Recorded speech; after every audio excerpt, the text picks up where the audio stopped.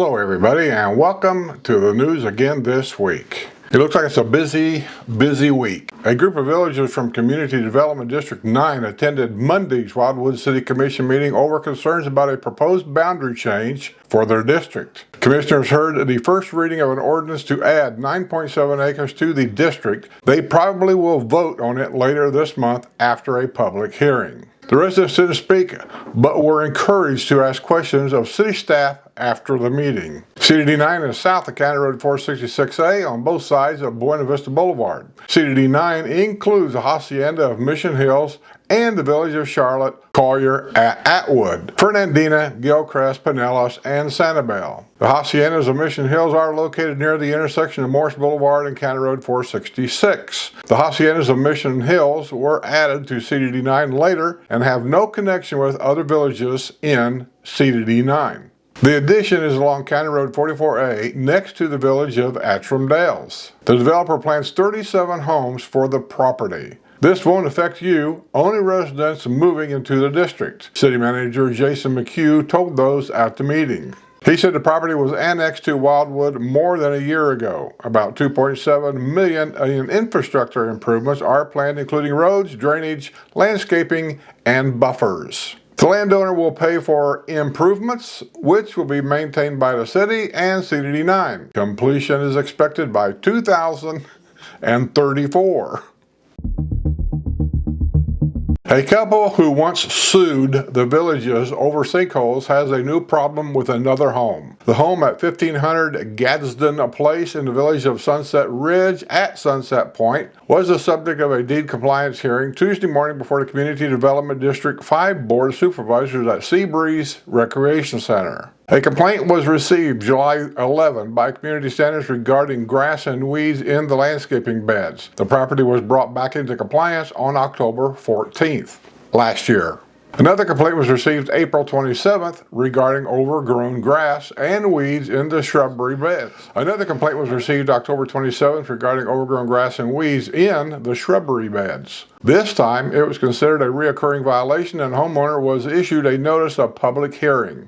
The home was purchased in 2017 by Johnny and Robin Susko. They have been given 7 days to bring the property into compliance. If they fail to do so, they could face daily fines up to $500 due to this being classified as a recurring violation. The couple previously owned a home at 2005 Mark Ridge Loop. They filed a lawsuit against the villages after Hurricane Irma in 2017 prompted the formation of 2 sinkholes around and under their home as a result of overflowed water being diverted from the golf course ponds directly into their yard. Well, that don't sound kosher. Their home was condemned and unsalvageable, and the couple was ultimately forced to sell their home as a distressed property, taking a substantial loss. The Sumter County Property Appraisers records show that the Suskos bought the home in 2010 for $394,700 and sold it in 2018 for $50,100. The lawsuit was eventually settled. Well, it must have been pretty good a settlement because they bought another home in the villages. A lady driver was hospitalized after crashing into a pillar at a shopping plaza in the villages. The elderly female driver at about 2:30 p.m. Tuesday pushed the wrong pedal and crashed into the pillar at Solar Nails at Colony Plaza, according to Sumter County Sheriff's Office. The woman suffered minor injuries and was taken by ambulance to UF Health Spanish Plains Hospital. She was ticketed on a charge of careless driving. The nail salon continues to operate after the accident and subsequent cleanup. Sakura Japanese restaurant, I like Sakura, I've been there, located next door, also was operating after the mishap. This happens all the time. That's how Sue ended up getting her first car totaled here. It was an older lady in a parking lot at a shopping center, not paying attention to what she was doing for one reason or another. Couldn't see, couldn't hear, don't know. Sue was on the road driving past the shopping center and this lady just run into the side of the car and totaled it out. You have to be careful. Here's a little update for those of you that keep an eye on some of this stuff. A villager is poised to escape prosecution on a charge of battery after completing his anger management class. Darren Louise Epstein, 56, of the village of Water's Edge, has been allowed to enter into a pretrial intervention contract in order to avoid prosecution on a charge of battery. One of the terms of the contract was for him to complete an anger management class, which he has done, according to the documents on file in the Sumter County Court. The New York native was arrested on the night of December 23 at his home on Tippett Trail. The first officer on the scene heard what sounded like a physical altercation coming from the open garage at the home, according to the rescue report from the Wildwood Police Department. The officer spotted Epstein as he was shoving a woman multiple times. The force of the interaction broke the strap on the woman's pink purse. The woman was crying, and Epstein was yelling at her to leave the residence. Interviewed separately, the woman told police that Epstein had picked her up earlier that day to celebrate her birthday. An argument broke out when Epstein asked the woman to help spelling a word. Rather than providing help, Epstein felt like the woman was disrespecting him. He demanded an apology. Epstein began recording the woman with his phone. He threatened to turn the footage over to her employer. She pushed a Christmas tree and overturned patio furniture in frustration over being recorded. The woman told police that she and Epstein had been in a romantic relationship for 3 months. An Ohio man who owns a home in the Villages was injured and arrested after he crashed a golf cart into a fence while allegedly driving highly intoxicated. William Lewis Galloway, 67, is facing a charge of driving under the influence following the crash, which occurred shortly after 9 p.m. Saturday near the intersection of Morse Boulevard and Deskin Lane in the village of Osceola Hills. A good area, Osceola Hills. I like it. There's Osceola Hills South and Osceola Hills North, if I remember right. They're both great. According to an arrest report from the Sumter County Sheriff's Office, a 911 caller reported that a silver golf cart had struck multiple curbs and was traveling on the wrong side of the designated cart path before ultimately colliding with a fence. The impact ejected Galloway from the golf cart into the asphalt. Despite suffering extensive road rash, abrasions to his face and knees, Galloway climbed back into the golf cart and attempted to put it in reverse to flee the scene. Concerned for the safety of others because Galloway appeared highly intoxicated, a witness reached in and snatched the keys from the ignition. Galloway reportedly begged the caller not to involve the police, pleading that he lived nearby. The witness held onto the keys and handed them over to arriving paramedics. When a deputy arrived, she found Galloway seated in the driver's seat. She noted he had his left arm in a medical sling, an injury he claimed he sustained when he fell off the roof 2 weeks prior. The deputy detected a strong odor of alcohol and observed that Galloway had bloodshot, glassy eyes, slurred speech, and a blank stare. Because of his injured arm, Galloway performed a limited battery of field sobriety exercises. He struggled to follow simple instructions, swayed noticeably, and could not correctly recite the alphabet. He was transported to Sumter County Detention Center when he provided 2 breath samples that both registered a .210 blood alcohol content, more than 2.5 times Florida legal limit, which is .08. A records check revealed Galloway's Ohio driver's license was already suspended for a prior DUI conviction. Galloway, who was identified by his Ohio driver's license, has owned a home in the Villages of Osceola Hills since 2016. He receives the property tax bill at his primary home in Valley City, Ohio. He was booked at the Sumter County Detention Center and released after posting a $500 bond. I've got 2 reports here about children living with their parents. I call them children because they're living with mommy and daddy. What else would you call them? A 60-year-old who lives with his parents in the Villages of Springdale was arrested on a drunk driving charge after he was caught operating a vehicle without a license plate. Jeffrey Allen Bennett was behind the wheel at about 5:17 p.m. Monday when he was pulled over on Morse Boulevard. A Sumter County Sheriff's deputy initiated the traffic stop after noticing the vehicle did not have a tag attached. A subsequent check determined there was no license plate assigned to the vehicle at all. When a second deputy arrived on the scene to assist with the DUI investigation, he immediately detected a strong odor of alcohol emitting from the vehicle. Bennett had bloodshot, glassy eyes and struggled to stay on task when asked to locate his proof of insurance. According to the arrest report, Bennett apologized for slurring his words, telling the deputy he had recently suffered several strokes. Bennett agreed to participate in field sobriety exercises but performed poorly, exhibiting multiple indicators of impairment during the horizontal gauge nystagmus, walk and turn, and one-leg stand evaluation. He was taken into custody and transported to the Sumter County Detention Center. Although he initially refused to provide breath samples, Bennett changed his mind after being read the implied consent warning. He provided 2 breath samples that registered at .150 and .147 blood alcohol content, nearly twice Florida's legal limit of .08. A criminal history check revealed Bennett has a prior DUI conviction from 2013 in Seminole County. Bennett was booked on a misdemeanor charge of driving under the influence. He was held on a $3,000 bond. And here's another one. A 46-year-old who lives with his parents in the Villages is back behind bars after a late-night traffic stop yielded methamphetamine and drug paraphernalia.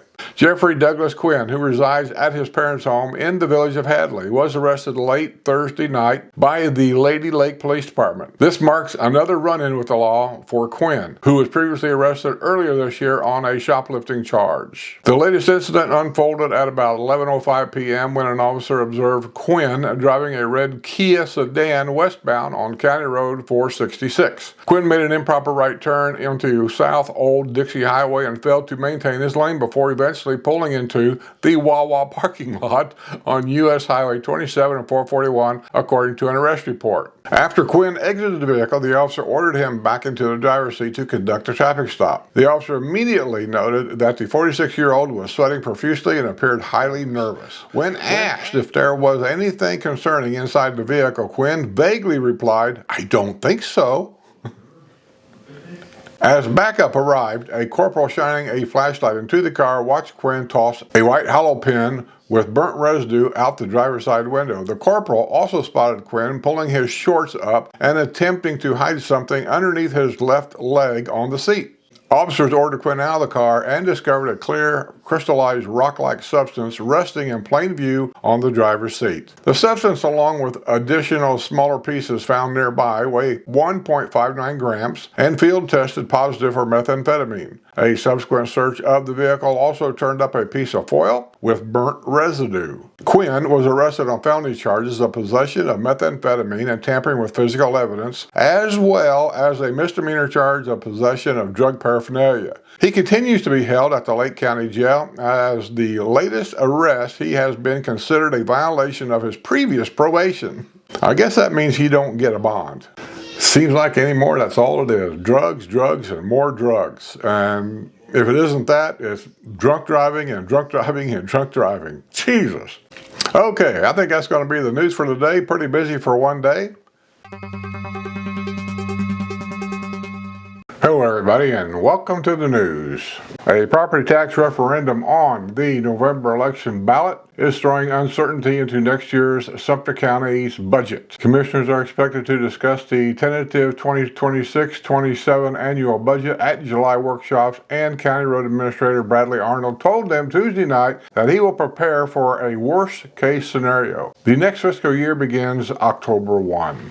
They're scared to death that they're going to lose their money. If approved by 60% of voters, the referendum would increase the homestead exemption from $50,000 to $150,000 next year and to $250,000 the following year. Floridians who own homes by the end of this year would qualify, while new residents would receive a maximum credit after 4 years. School taxes would be exempt from the cuts, as are property taxes for police, fire, and ambulance services. Local governments also would be able to levy taxes for road and bridge, stormwater, and flood control projects, as well as county operations. Arnold said the county could lose at least $16 million in property tax revenue next year and $45 million the following year. To replace the lost revenue, the county's options are to raise the tax rate, which is limited by statute, or cut services. At risk in Sumter County are functions not required by statute, such as libraries and services provided to cities. This fiscal year, the county was expected to collect $113.2 million in property taxes at a historically low rate of $4.89 per 1,000 assessed valuation. The referendum also would limit annual assessment increases by 5%, half of the current 10% limit. It also would require local governments to make plans for the total elimination of property taxes. I'm for it. Tax savings would be provided for non-residential property to prevent local governments from shifting the tax burden to businesses. There's a lot of things in this tax budget that they're throwing at you, saying, they're going to lose, going to lose, going to lose. Well, sure, the counties are going to lose a little bit of money, but I'm saying the counties over the years have been collecting too much money to start with. They haven't done anything to make their budgets really work. Now, Florida's done a lot. They've done a lot compared to other states. One of the worst states, I think, is California. I think everybody agrees with that. New York probably ain't too far behind it, but I don't think it's all of New York. It's just certain areas of New York. I'm using them as examples. But Florida, year over year over year, have cut our budgets, cut our expenditures, and we've done a really good job of it. Here's another controversial thing that's been going on. They've been talking about quite a bit. I haven't reported it, I don't think, because I'm really not sure what it is. I kind of got a drift of what I think it is, but I'm not 100% sure.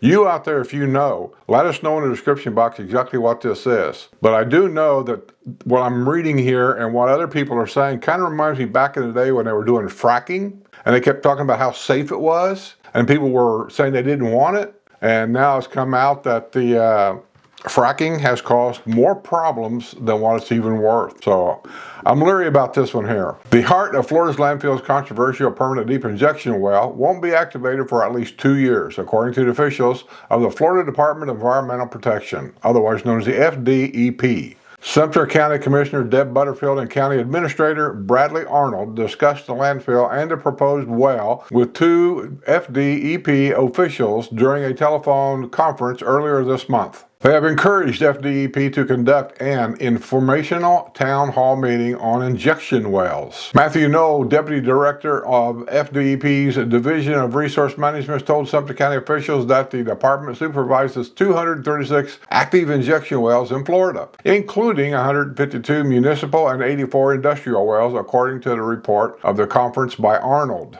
Knowles said no issues with the wells have affected the water supply. The landfill's trial well will be tested for integrity using well water before a permit is issued for a permanent well. During a 2-year construction period, the well will be repeatedly tested and monitored. Knowles said the FDEP considers injection wells as a safe method of disposal for both hazardous and non-hazardous material. In Florida, non-hazardous materials may be injected even though the U.S. Environmental Protection Agency allows injections of hazardous materials in other states. Some failures have occurred. During the 1990s, more than 20 injection wells experienced mechanical and operational failures in South Florida. 2 years ago, regulators approved injection wells at Piney Point, an industrial site in Manatee County, despite large spills of mining wastewater. A Heart of Florida spokesman said the company is deeply committed to environmental stewardship and encouraged residents seeking information to visit the company's website at hoflenv.com.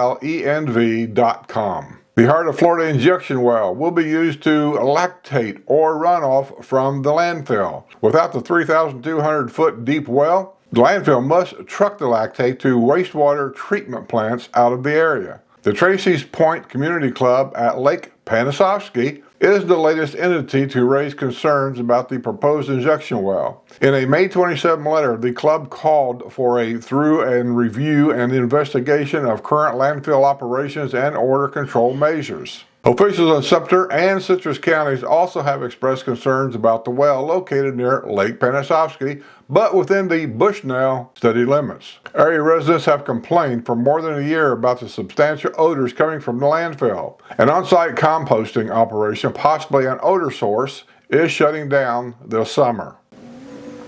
Like I say, I'm not exactly sure what that is. It just sounds like they need to proceed with caution.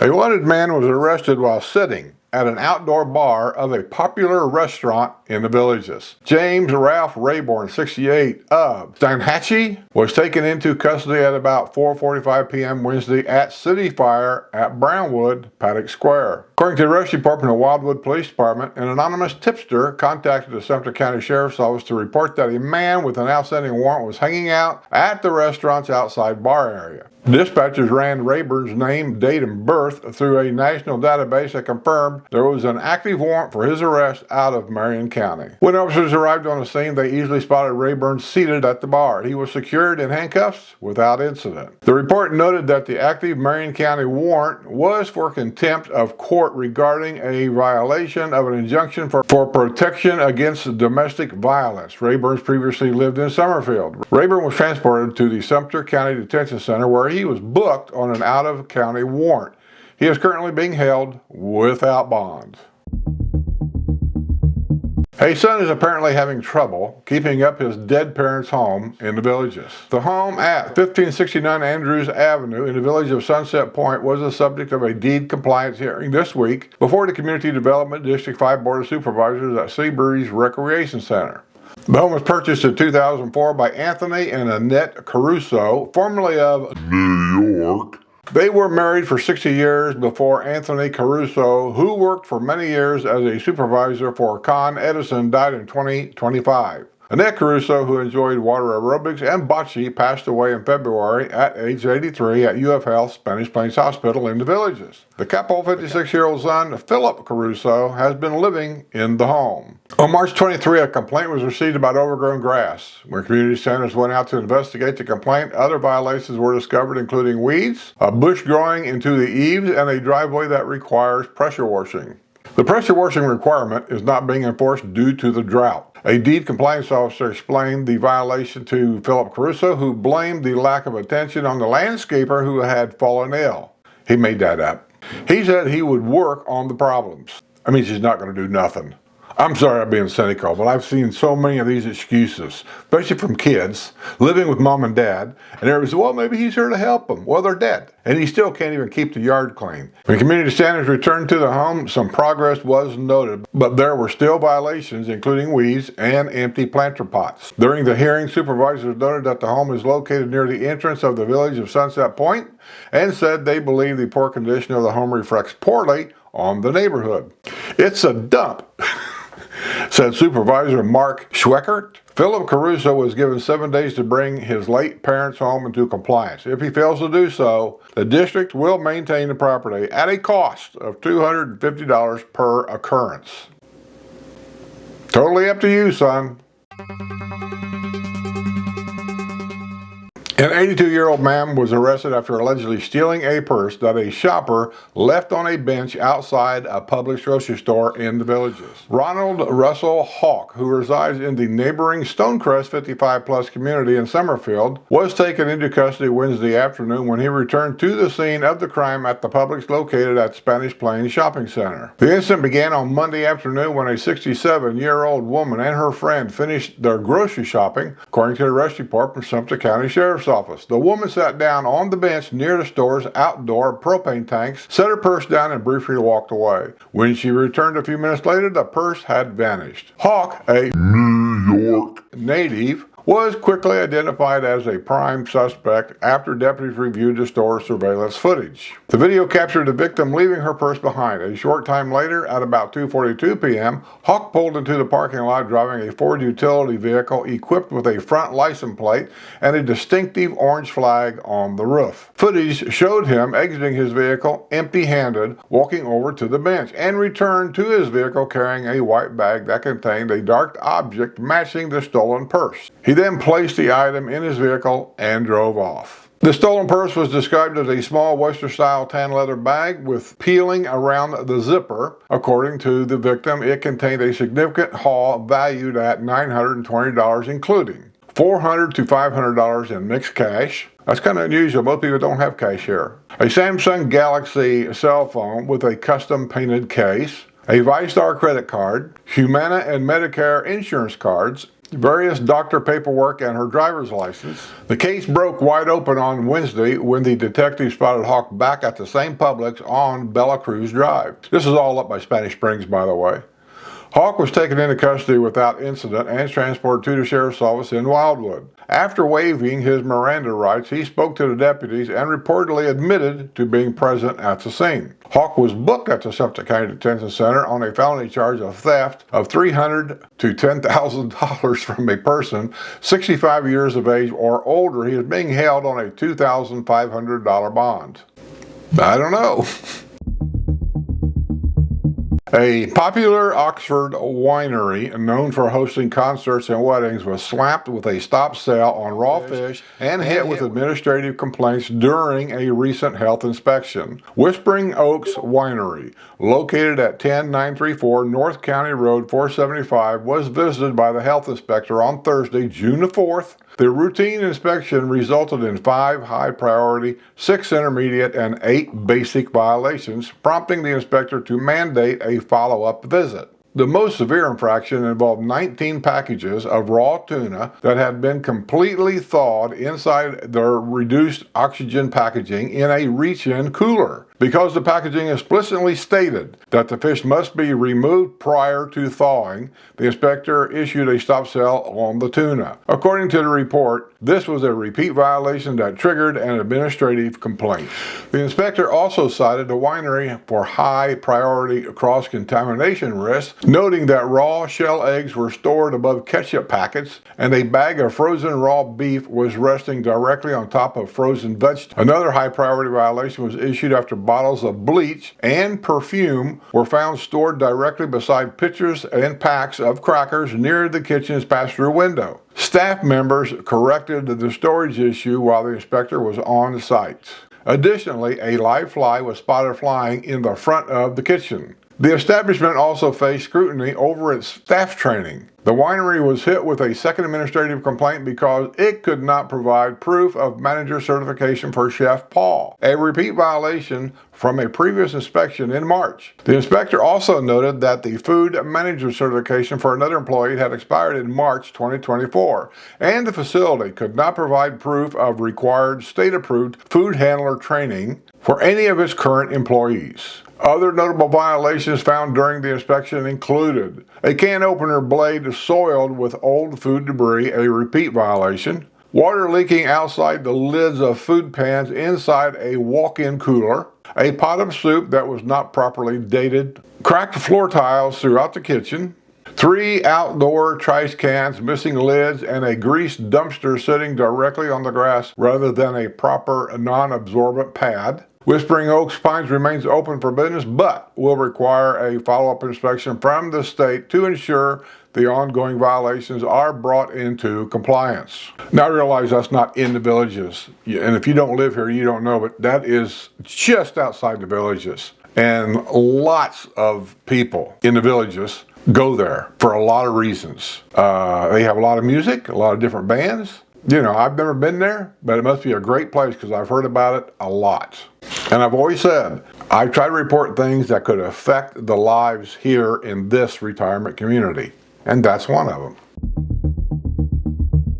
A Mount Dora man was arrested with a suspended license after being stopped on a suspicious motorcycle on the historic side of the villages. An officer saw 60-year-old Mark Lloyd Rosengarten ride past him on a red motorcycle with no apparent tag on U.S. Highway 27 and 441 at 1:05 p.m. Monday, according to the Rescue Department, the Lady Lake Police Department. He then realized there was a tag, but it was just so dirty and covered in soot that it was unreadable. He could tell that the decal showed what looked like an expiration date of 2007. Due to this, the officer followed Rosengarten and initiated a traffic stop. A closer look at the decal on the tag confirmed it had expired in 2007. Rosengarten advised that the officer got him at a disadvantage because he had just bought the motorcycle and did not yet have the tags, the report said. He said he bought it from a storage unit several months prior. Several months is not, I just bought it.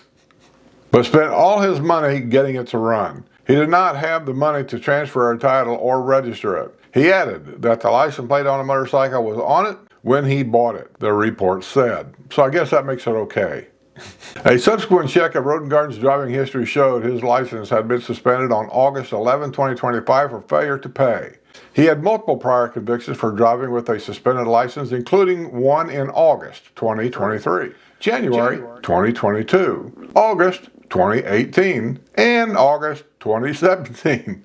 He also did not have a required motorcycle endorsement on his license. Rosengarten was arrested on charges of driving while license suspended, 3 or more prior convictions, no valid license, no motorcycle endorsement, an unregistered motor vehicle. The New York native was booked at the Lady County Jail with the bond set at $3,500.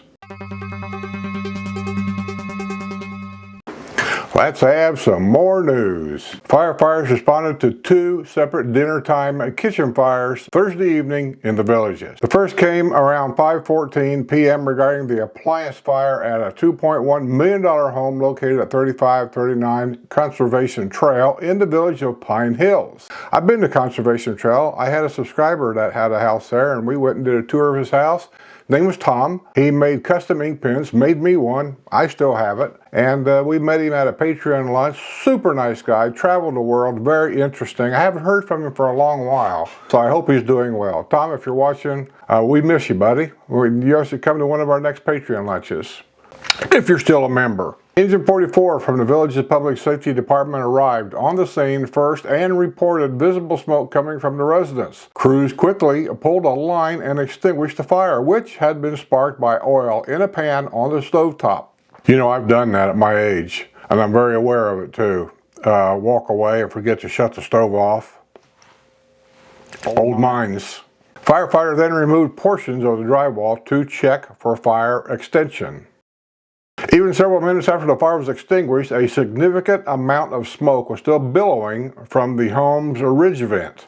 Crews remained on the scene to thoroughly check hidden spaces and ensure the flames had not spread. The quick response was critical. Officials noted that if crews had been delayed in getting to the home, the flames most certainly would have transmitted to the attic. Despite damage to the kitchen, the home was deemed livable, and the homeowner chose to remain in the house. Engine 44 was assisted at the scene by Ladder 45, Engine 47, Squad 51, and Battalions 42 and 402. Good job, boys. I backed the fire department up and the police department, all first responders 100%. Just 18 minutes later at 5:32 p.m., while crews were still battling the first fire and simultaneous units were responding to an alarm call at an assisted living facility, a second kitchen fire was reported in the village of Finney. This is going to be a dumb question for a guy that actually lives in villages, but I don't do much south of 44. I just don't. I got friends down there that I do visit, and we very rarely do much else. Where is there a assisted living facility down by Finney? I'm not aware of one. Maybe there is, and I'm sure there is. I'm just not aware of it. That incident also involved a pot left on the stove. Engine 46 arrived quickly and found that the fire was already out upon arrival, allowing responder units, including Battalion 47, to cancel en route. No injuries were reported in either incident. Well, good. I'm glad about that. Fires is something that's crucial around here. It can spread so fast in your house. It can spread to your neighbor's house because we're so close together. And that's one of the, I'll say, bad designs. Our homes are too close together because of fire. Listen up, you home flippers. A fire-damaged home in the Villages is set to be sold at auction as a result of a foreclosure. The home, located at 3105 Riverdale Road in the village of Glenview, was the subject of a deed compliance hearing Friday before the Community Development District 3 Board of Supervisors at Savannah Center. Owned by Lori Pasori, the home sustained a kitchen fire 2 years ago that sparked protracted insurance litigation. Pasori, who has a son living in Summerfield, has not been living at the residence. In her absence, the property has become unkept, with an unmowed lawn, weeds sprouting up everywhere, and shrubs growing into the eaves. A final judgment of foreclosure for the home was entered in May in Sumter County Court. Court documents show that the unpaid principal totals $230,464. With other fees, property taxes, and interest included, she owes a total of $311,693. The home is scheduled to be sold at auction in July. For its part, the CDD3 board ordered that the property be brought back into compliance. If it is not brought back into compliance, the district will begin maintaining the property at a cost of $250 per occurrence. The Pasari home had been the subject of a previous deed compliance case in 2021 over a boat parked in the driveway.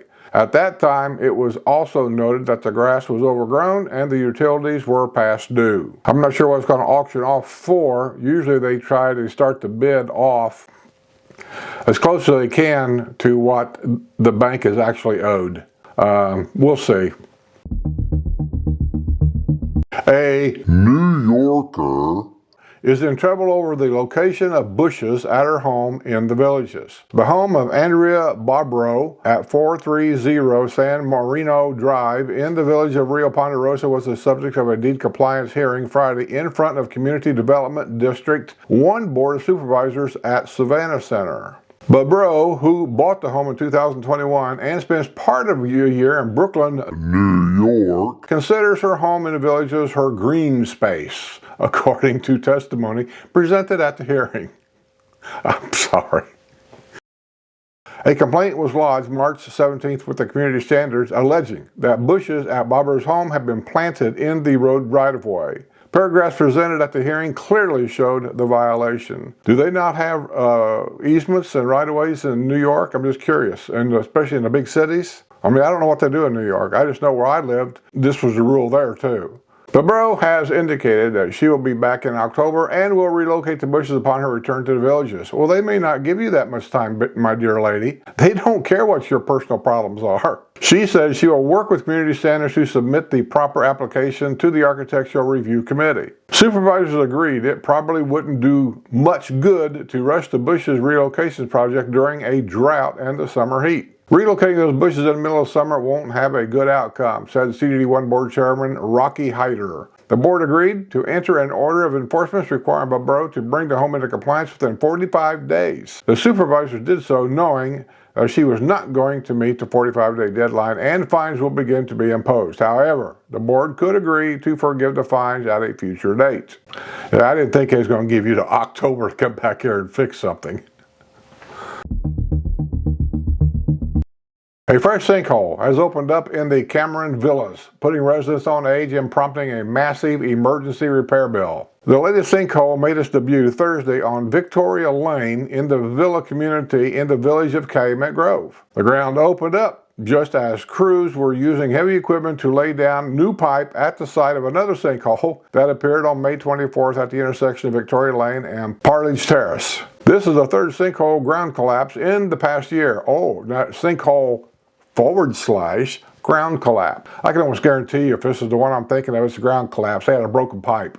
This is the third sinkhole ground collapse in the past year in Cameron Villas. Resident Lisa Bucco said, "Our neighborhood is a mess and the developer needs to be held accountable." Residents of the Cameron Villas are understandably terrified, worrying about their property values and the stability of the ground beneath their own homes. 2 homes in the Cameron Villas have already been declared unlivable. Yeah, those were way back in the day. I thought they auctioned them homes off, though, to a contractor. Maybe these are 2 different homes. Many homeowners are looking suspiciously at the community's aging infrastructure. Residents cannot help but connect the dots between the collapsed pipes in their neighborhood and the notorious sinkholes of 2018 that ravaged nearby McLaren Terrace. That's it, McLaren Terrace. 8 years ago, people raised the exact same concerns regarding old deteriorating pipes, and now Cameron Village residents are sounding the alarm once again. The ongoing crisis forced the Community Development District 4 Board of Supervisors to take drastic action on Friday.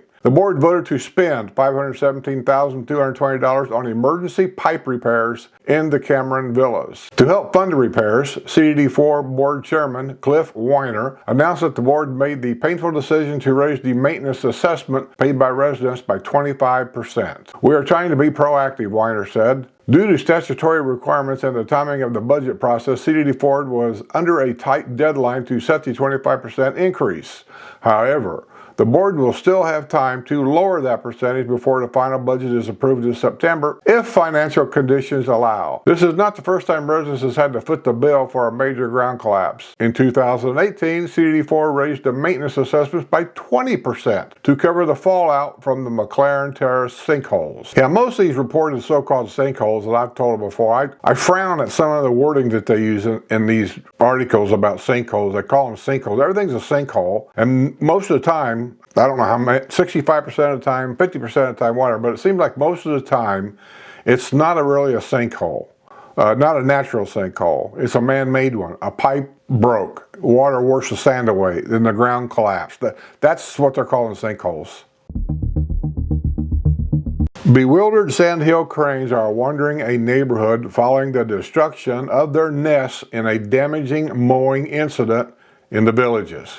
Jim Rich of the village of Della Vista scolded the Community Development District 1 Board of Supervisors on Friday at Savannah Center over the loss of precious wildlife habitat behind his home on Carrera Drive.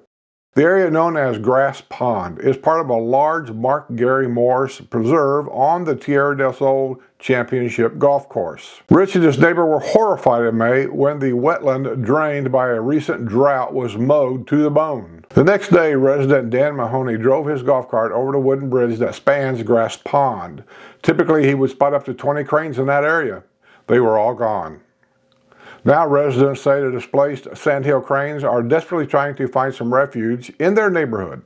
One crane couple, accompanied by two new colts, showed up at Rich's home. Colts is what they call the baby cranes. One of the babies has already died, Rich said. CD1 board chairman Rocky Hyder tried to explain to frustrated residents what happened. A contractor exceeded what they were contracted to do, Hyder said. The district immediately consulted its environmental specialist upon learning of the destroyed nesting sites. What is done is already done. We are not happy about it either. At this point, we have done all we can do to remediate it, Hyder said. Rich and his neighbors remain frustrated that the mowing crew appears to have gotten away with a slap on the wrist for destroying the habitat. I am sure that if I went out there and cut it down, I would be in trouble, Rich said. You know, my only thing when you call this nature's habitat, is it under control of the conservation department? Is protected territory? Never be built on, protected because it's a nesting site for birds and things. I mean, you find this out because is it declared a wetlands? If it is, it's protected by the government, and you and your residents can make a phone call to the conservation offices, and they'll give you other phone numbers probably to call, and you can file a complaint on the contractor that sent his crew out there to do this. I'm not sure what would come of it, but you can do it and get it investigated really quick. Hello everybody, and welcome back for some more news. Community Development District 1's potential divorce from the ARC has taken an awkward turn. CD1 supervisors agreed Friday during a meeting at Savannah Center to hold a public hearing on July 10 where they could vote to leave the ARC and hire a paid architectural review hearing officer. The ARC is an all-volunteer board of residents that meets for several hours each Wednesday, reviewing applications for home additions, patio improvements, driveway enhancements, and landscaping projects. May I say that a lot of the ARC so-called rules and regulations do not apply in some districts. Part of the rules apply in other districts. So make sure you know your district rules wherever you buy. A few years ago, the district government introduced the options of using a trained hearing officer to review applications on behalf of the CDDs rather than relying on a volunteer board. Community Development District 6 Board of Supervisors could not find a volunteer and recently switched to an ARC hearing officer. Community Development District 11 in the Fruitland Park section of the villages is using a hearing officer, as are the CDDs south of State Road 44. So as you can see, this is not new. They're just electing on going that direction as opposed to using the volunteer boards here of using the residents. And some of the residents, they just don't want to mess with it. They're retired. They don't want to mess with it. The hearing officer has been seen as an increasingly attractive option due to the difficulty of recruiting ARC volunteers and growing complexity of the ARC manuals. CDD1 Board Chairman Rocky Hyder said Friday that he is looking to the future and believes a hearing officer could provide professionalism and efficiency for residents. The hearing officer would be paid $230 per hour. ARC volunteers are not paid, but CDD1 annual budget roughly $600 for mileage reimbursements for the ARC meetings, which are held at the Wildwood District's office. Last month, Supervisor Mike Miller, who previously represented CDD1 on the ARC, said there had been a marked decline in the professionalism of the volunteer board. 3 ARC members are bristled after hearing about Miller's comments, showing up at Friday's meeting to make sure Miller was aware of their displeasure. ARC member Joseph DeMaio went to the podium and demanded an apology. Miller refused to apologize. Here's an update on this lady that's been in trouble here many times. A villager convicted of an attack last year on a local MAGA leader has been allowed to enter a special treatment program. Courtney Beth Anderson, 57, of the village of Glenbrook, was released this past week from the Sumter County Detention Center after a judge ruled that she may enter a treatment program. Anderson is now lodged at the Wave International, a fully accredited all-female treatment facility in Clearwater. The 30-day residential treatment facility operates under 24-hour medical, nursing, and clinical supervision. Anderson was placed on probation for 3 years after attacking Valerie Jameson, who, with her husband Tommy, leads the village's MAGA club. The attack occurred at a September 14 vigil to honor Turning Point USA founder Charlie Kirk, who had been shot dead days earlier during the event at a Utah college campus. Anderson's probation came with some strict rules, including a requirement that she inform her probation officer if she wanted to leave Sumter County. On January 22nd, Anderson disregarded the rule and went to Alachua County without the consent of her probation officer, according to the affidavit from the probation office. Anderson later returned to Alachua County without informing her probation officer and lived there for the entire month of April. In addition, Anderson had been ordered to take a class in the FACEIT program, an innovative alternative sanctions initiative implemented by the Florida Department of Corrections to help individuals successfully complete probation. The acronym stands for Family, Attitude, Communication, Employment, Improvement, and Taking Responsibility. She never completed the class. When she was arrested at the Charlie Kirk vigil, Anderson was yelling and holding up her middle finger to everyone at the event, according to the Arrest Department of Sumter County Sheriff's Office. I'm not going to read any more. You guys already know the story. It's been reported 2 or 3 times. But this lady is an individual that lives here in a retirement community, and just bottom line is she needs help. Otherwise, this person right here would be another homeless person living on the streets. She's nuts. Okay, let's see how many holes in ones of golf did we get this week. Looks like 3. Jenny Wanner of the village of Citrus Grove, it's either Wanner or Wainer, Jenny, W-A-N-N-E-R, of the village of Citrus Grove was thrilled after getting her first hole-in-one. She scored the lucky ace on May 19th at 102 yards at hole number 9 at the Bel Air Executive Golf Course. Well, congratulations on your first hole-in-one, Jenny. Mike Dye of the village of Fernandina got a hole-in-one Friday, June the 5th at hole number 6 at the Glenview Fox Run. He used a 7-iron. Well, congratulations on your hole-in-one, Mike. Villager William Lockman made a hole-in-one Wednesday at the Sarasota Executive Golf Course. It was hole number 7 at 160 yards. We were playing from the black tees, Lockman said. Well, congratulations on your hole-in-one, William. And congratulations to all of you for your holes-in-one. Let's go to everybody's favorite, letters to the editor. To the editor, if cars are required to have seat belts, why not require them in golf carts? I'm always reading about accidents where the usual drunk occupants are thrown out of the golf cart in collisions. Also, limit alcohol sales. I'm afraid to drive a cart after 9 p.m. Well, stay home. Seriously, stay home. And that's not being a smart-ass remark. You don't think they don't drink on the highway? You don't think on the side roads where people are driving cars, pickup trucks or whatever, don't drink once in a while out there too? You're just picking on golf carts in here. It happens everywhere. So you have to be careful no matter where you're at or what you're driving. That's sent in by Carl Wolf in the village of Mallory Square. Sorry if I got a little bit of a tangent there, but, you know, people always have these ideas about things, like for some reason there's some miracle person here in the villages that controls everything, and there's not. To the editor, as seasonal residents, we love wintering in the villages each year. For all its warmth and zaniness, yeah, zaniness, we have that.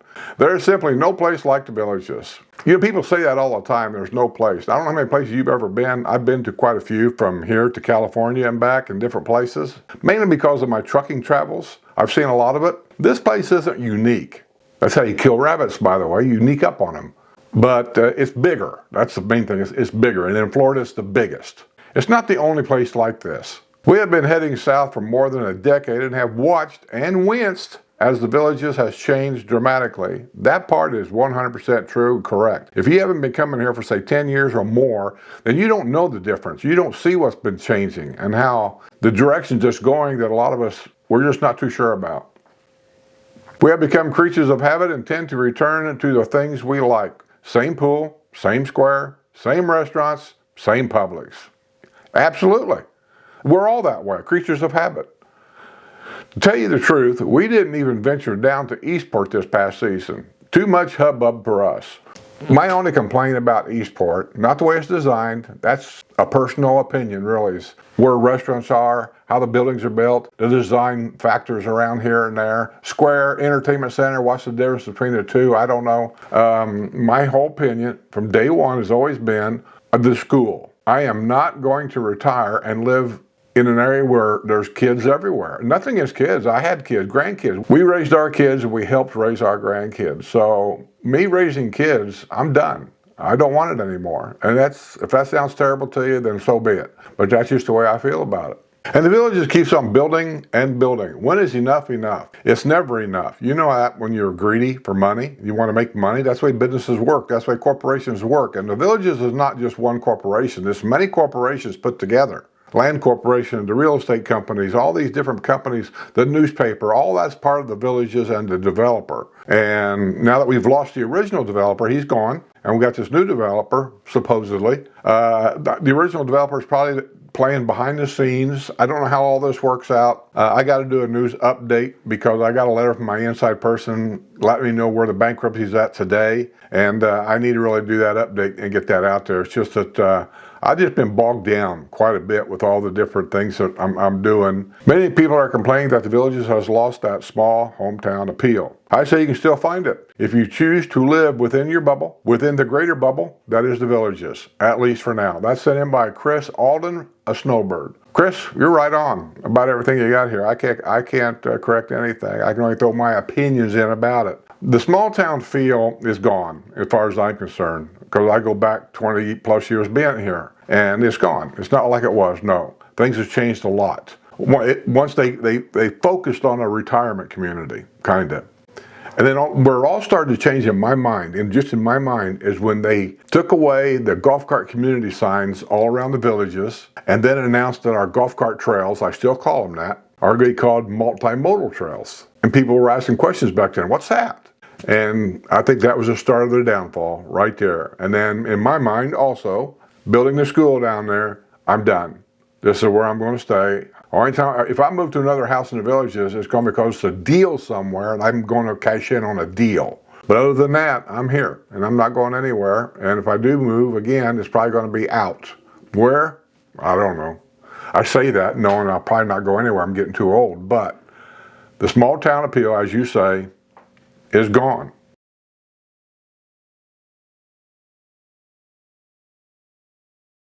Okay, I think that's going to be the news for this week. I do appreciate each and every one of you for coming to the news and watching the news. If you do watch the news and you do enjoy this kind of content, please put a comment below. Subscribe.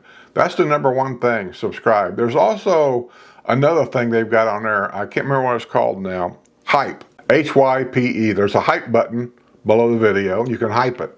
You got me on all this stuff. YouTube just makes it more and more difficult. So anyway, it's not your problem, it's my problem.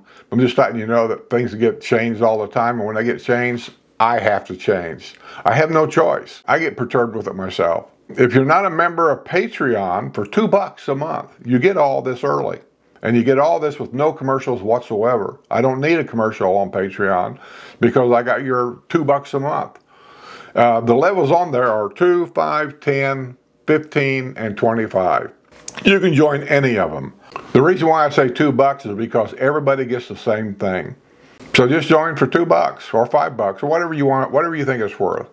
But on there also, there's some other things you get that nobody else will get. You'll get a Discord link to my members only Discord. I say that because you got to be a Patreon member in order to get the Discord link. That's my suggestion, and everybody on there is either a village resident, full-time, part-time, or people that are in my channel because they want to get information about the villages and everything. So we started the Discord thing for several reasons. The two biggest ones is, one, you can talk to other people that live in the villages and get their opinions about certain things. My opinion would mean nothing. Give you my opinion. I'm more than glad to do that. I've been doing it now for 11 years here. Actually 14, but I'm going to say a long time. So now you can go on there and get other people's opinions about things, about lawn care, furniture, best furniture, restaurants, where to go, not to go, all these different things. And people get on there and they make friends. They meet each other all the time. They go out to lunch. They go out for a breakfast, things like that. So that's what's on Discord, and it's basically Discord's 24/7 for you. And there's a lot of things on Discord you can do, but you got to learn how to do it. There's a little bit of a learning curve, but people on there have been on there long enough that all you got to do is ask, and they'll probably give you directions exactly how to work. Once you do it once, then you'll always know how to do it. You can do a live chat on there with each other, private live chat. I won't say it, nobody else will say it. You can do a private live chat. I don't know, there's some other stuff you can do on there, but I don't pay much attention to it. But the biggest thing is, the number two reasons I started is, you can be a Patreon member of mine, but only I can post videos on Patreon. It's for you, just like my YouTube channel. Only I can post videos on my YouTube channel for you. But on Discord, you guys can post pictures. You can post videos, but I think it's limited on how long it can be there, on there for each other. You can do all kinds of stuff, and that's the main reason why we got it started. One, so you can ask questions to other people, and two, you can post videos and pictures of your own on there for other people to see. You don't need my permission to do that. You only need to be a member.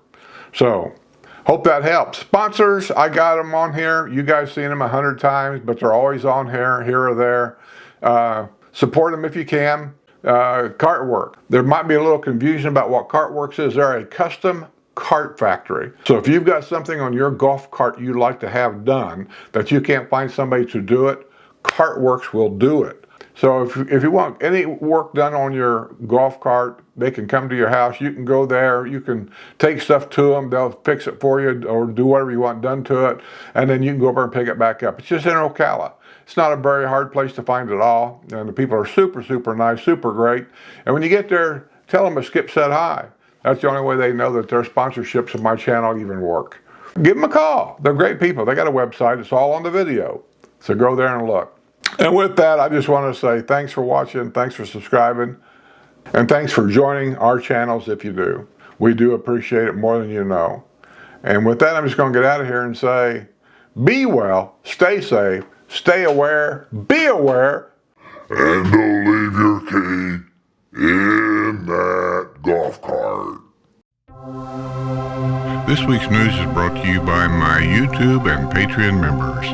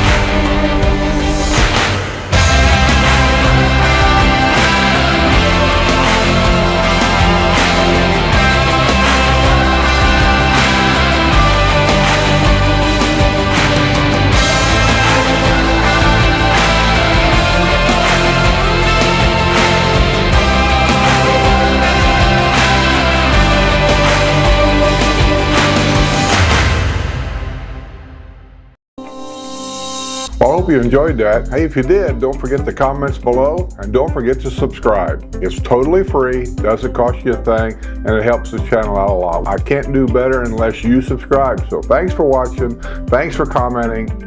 Please subscribe. See you on the next one.